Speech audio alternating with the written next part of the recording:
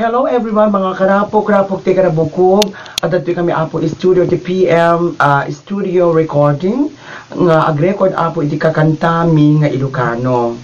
Dapat po nating tangkilikin ang DLS soundtrack production and of course Ilocano music because Ilocano music make us feel good in our life. So, para kay Ate Babylin Jompok, andito na po kami together with all members of Rapok-Rapok ti Karabukog. Here is Sasa, and of course, we have all here the members of the Rapok-Rapok ti Karabukog having rest because you know the whole day we are tired of thinking and fixing something in our itinerary. So this is Sasa.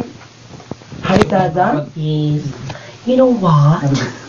I feel so great when I stood up there sing. Akala ko ang dali-dalang hirap-hirap.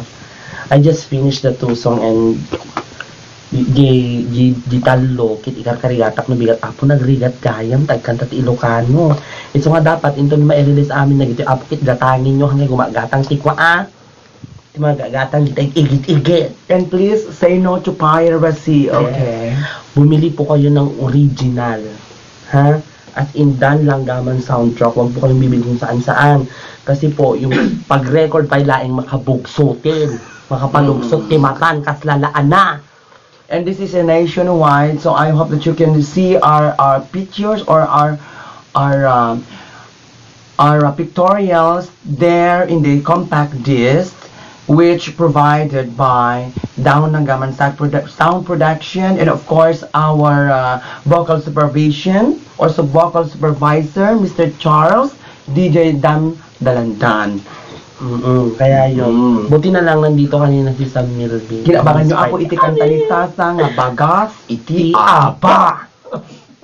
Ken iti hua. Ay, o, tingnan nyo, assurance. Katatapos lang ng recording talaga nagpapahinga labas mamaya. Tuloy-tuloy tumanin apo kakabagyan king gagayem. Ken kasta nga rodin nga iti magat dam kitag palubos iti danom. Ngem sa nga basulay.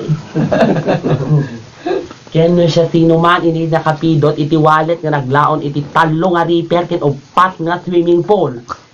Pakisubliyo ko maapo itoy PM Studio iti makisublikit maikan iti gunggulan nga 4 nga kogtar ken 6 nga sipat. Bye! Kimawagan apo, di dyan nakapidot ref ko kasi na-misplace ko pa nga asiyo. Isubliyo.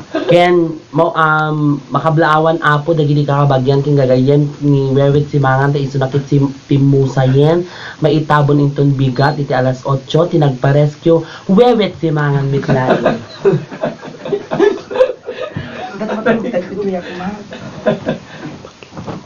Ay, ito ka ba no? Ano ba ito? Anak ng mga Kaya kumangibaga apo kada kayo ngano siya sino man iti nakapidot iti maleta nga naglaon iti 88 nga kabalyo kin 12 nga pato pakisubliyok maapo kit dagikit tarakin ko iti manunga tawtawingen.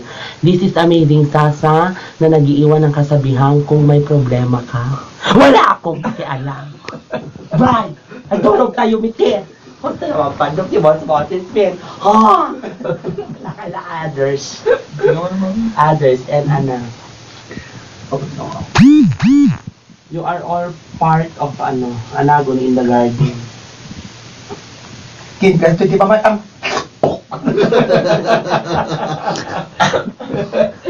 Okay. I-demo man no kasat no timangan ti itlog. Gasto ti mga tiitlog. Itlog. O kita may kas jabiring may nga sim, pingay-pingay sa.